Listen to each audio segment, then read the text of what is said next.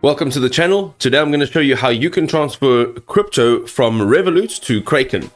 Alright, so the first thing we want to do is prepare our Kraken deposit address. So log into your Kraken account and navigate to the deposit section. Select the specific cryptocurrency you wish to receive. Carefully copy the exact deposit address displayed along with any required tag or memo. These details are critical for a successful delivery.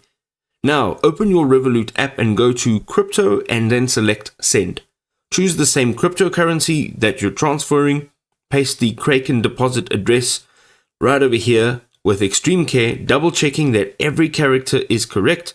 Enter your desired amount that you'd like to transfer and confirm. After the confirmation, monitor the blockchain for transaction progress. Allow sufficient time for network confirmations.